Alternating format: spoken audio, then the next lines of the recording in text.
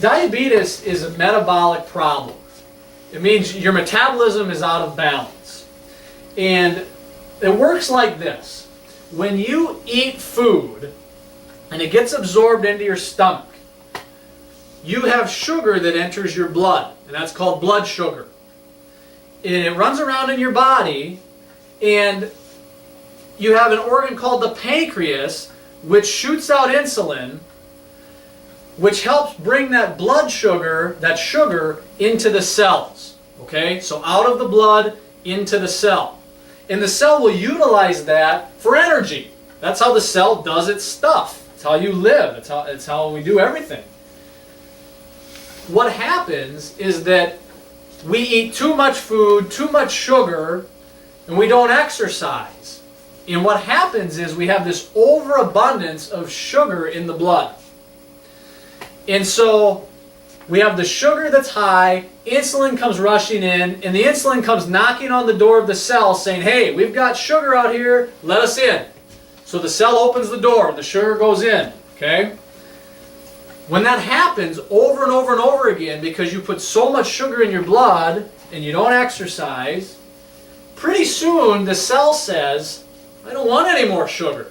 I'm not going to listen to insulin anymore. He's going to knock on my door and say, let the sugar in. I don't want any more. I've got all the sugar I can take in here. That's when you become insulin resistant, meaning the insulin doesn't work to get the blood in the cell anymore. So now it's going to sit in your blood. All the sugar is going to sit in your blood. That's a smart thing that your body does, okay? That's the thing. If you go to your doctor, they'll tell you, oh, well, your body was dumb. It's now insulin resistant. We have to give it drugs. I want you to understand, your body is smart. It's intelligent. We're going to talk about that a little bit more later. But when you become insulin resistant, that's your body being smart because it knows the cell does not want any more sugar. If you keep putting more sugar into it, all it's going to do is turn it to more fat, and you're just going to gain weight. The body doesn't want that. So the body's so smart, it says, we're not going to let any more sugar in, and we're not going to listen to insulin. So what does your doctor want to do? Well, he wants to shoot you with more insulin. Let's get some more insulin in there so that now we can bang down the door of the cell, right? Even though the cell doesn't want it anymore, we're going to bang down the door. We're going to hit it with a battering ram so we force sugar into the cell. Does it bring the blood sugar down? Yeah, it does. So the doctors are happy with that because it brought down the blood sugar and that's what they cared about. But ultimately, what that does, pretty soon your cell's going to say, you know what? I've had enough. We're going to put up a double reinforced steel door. We're not going to let any more sugar in. We already tried to close the door once. You battered it open. We're going to put up a double reinforced steel door. So now you become more insulin resistant. So what's the doctor going to do now? Take a guess. More insulin! Yeah! Let's up the insulin again and see if we can bust down the double reinforced steel door. Do you see how insane that is? When you really understand how your physiology works? It's insane. And you might say, well, why does my doctor do that? My doctor likes me. He's a good person. He wants the best for me. It's because he doesn't have any other tools, right? He wasn't trained on diet or exercise, and he doesn't really have an appreciation for what those can do for you. It's not their fault. They just don't teach that in medical school. They don't. Look at the medical school curriculum. No courses in nutrition and exercise, which are the two most important things a person can do for their health. So they don't have the right tools. And even if they did, maybe they'd say, well, it doesn't matter. Nobody would listen to me. Maybe they're right, but let's change that. So you can see how insane it is to do that. And it's the same thing if you take a drug that just makes your cells more receptive to insulin. It's the same story. The cell doesn't want the insulin, doesn't want the blood sugar. You take a medication so it's more sensitive, so the insulin works. It's the same story. You're battering down the door that wants to be closed. You're fighting your body when your body's trying to have an intelligent response to what you're doing to it. So that's basically the long version of what I wrote right there. But I want you to understand that. That's a good story and analogy for you to understand how this works, okay?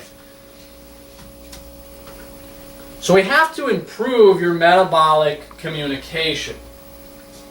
Meaning, you have to teach your body what to do with the foods you're feeding it properly. So how do we do that? up to this point has been kind of doom and gloom, right? I don't see many smiles out there in the audience. I like to see smiles. We want to be happy. But I had to point out in the beginning the epidemic and the stupidity with which it's being treated. Okay? And I don't say that to be mean, but that's just what it is.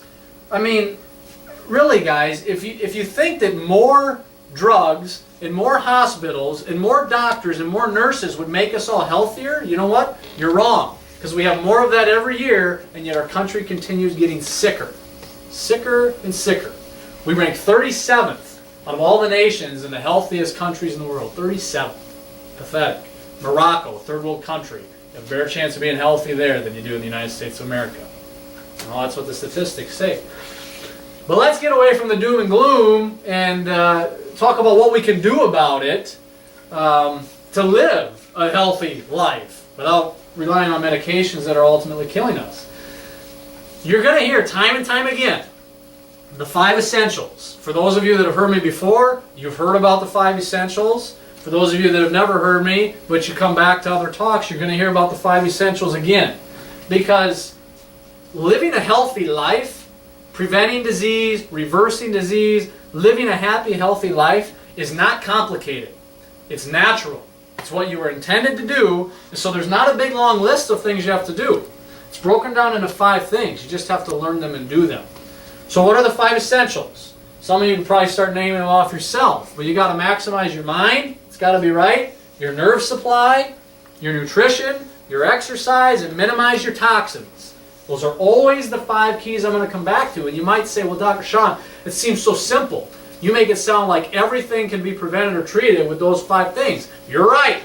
They can be, for the most part. There's always the odd exceptions, right? But 99% of it, yeah, if you do those 5 things right, you don't get sick. You don't have to go to the doctor. You're not on medications. I don't care how old you are, because you're living a healthy life. So first of all, we have to choose better carbs, better carbohydrates. And carbohydrates have gotten a really bad rap over the last 10 years with the Atkins diet and all the no-carb diets. Everybody thinks that carbs are bad, we've got to avoid carbs, right? Well, the wrong carbs are a huge enemy to diabetes. But they're not all bad, okay? That's why I don't put on here eliminate carbs. I'm putting choose better carbs. So, what do we have to do? Well, there are some that are so bad, we've got to eliminate them. Especially if you're already diabetic, okay? Now, if you're not diabetic, you're not pre-diabetic, you don't have to be quite as strict with this, but if you are diabetic and you want to reverse that, or you're pre-diabetic and you want to prevent that, you've got to follow this to a T. And if you do, you will get results.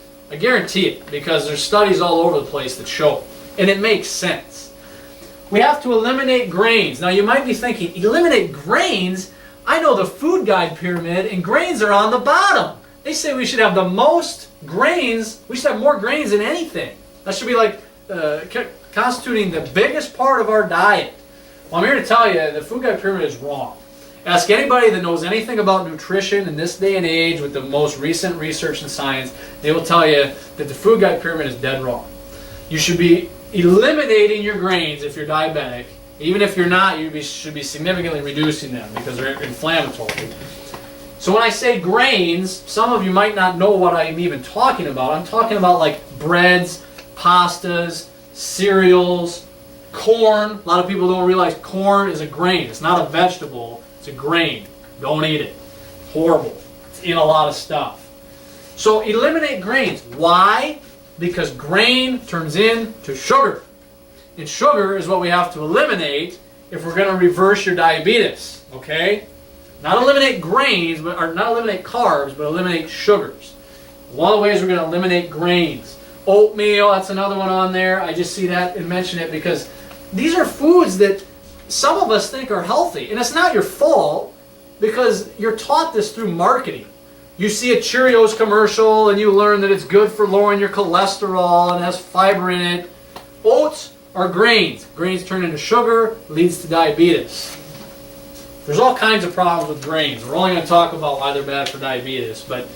So I want you to understand that Cheerios are not healthy. Oatmeal is not healthy.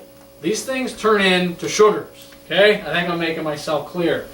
Next, avoid anything that is white, bleached, flour enriched, refined, or has added sugar. We're saying spinach pasta, tortillas instead, something like that, a different option. Absolutely no pasta, rice, potatoes, breads of any kind. Why? Because pasta, rice, potatoes, breads, guess what they turn into? Sugar. Yeah. So eliminate all sugars. Now here's a big one, and some of you might fight me on this, including fruit. You might think, well, fruit's healthy. You're right. It does have a lot of healthy properties, a lot of antioxidants, but it's also laden with sugar. And so if you have diabetes and we're trying to reverse it, you need to stay away from the fruits. Now there's a couple exceptions, a couple that don't have such a high glycemic index, meaning they don't spike your blood sugar, that I'll tell you about in a second. But for the most part, you need to be eliminating fruits from your diet. And here it says, until blood sugar is under control. So I'm not telling everybody in the world to eliminate fruits. There's a lot of great properties. But if you have a blood sugar problem that you need to get under control, you need to eliminate fruits, except for the few that I'll mention in a second. And then it just gives you some better options, for carbohydrates. As I said, not all carbs are bad. Carbs are great. You need carbs for energy, but you got to eat the right ones. And basically, these are plant-based vegetable carbohydrates. Your broccoli, cauliflower, asparagus, the list goes on. And that's only a few. So, the basics of the healing diet. We must eliminate all sugars and everything that turns into sugar. So, you probably realize that like a Snickers has sugar in it. I don't think that surprised anybody. So you might try to avoid that if you have diabetes or know that's not good for you. But you have to learn that you also have to eliminate all the things that turn into sugar. And we already touched on that, being the grains, grain sugars, fruit. Now here's some of the exceptions with fruits. Berries, any type of your berries, your blueberries, your strawberries. Yes, they still have sugar in them, but the glycemic index is not so high, so it doesn't spike your blood sugar. And you have a lot of great healthy properties in berries. So berries are allowed, grapefruit is allowed, and Granny Smith apples.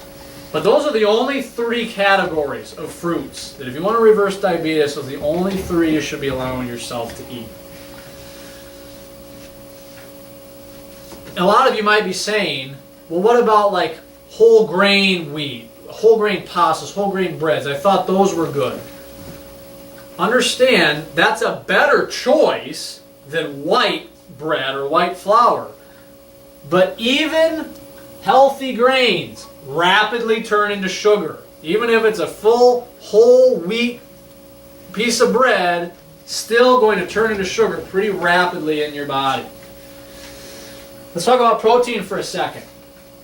You have to understand that if you take too much protein, guess what your body does with it? It turns it into sugar. So again, if you're trying to reverse diabetes and you think that you're going to do that by going on an all-protein diet, think again.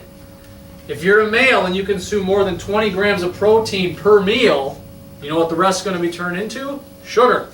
If you're a female, it's about 15 grams of protein per meal. Protein is great, okay? And we're going to talk a little bit more about protein, specifically whey protein. So I don't want protein to get a bad rap here. Protein is great. You just have to realize that in excess, it can be bad too. So you don't want to overdo it. So we get down to the fats. You might be thinking, geez, what can I eat? What does that leave me with, right? And this is going to shock you, and it might make some of you think that I'm full of baloney, but I'm telling you, you ask your questions, I'll back up what I say. Fat is what we need to increase. And for how many years have all of you believed that fat was the enemy? You wanted low fat or no fat everything, right? Because we were all taught through marketing that fat made us fat. Well, I want you to understand, fat isn't what makes you fat, okay?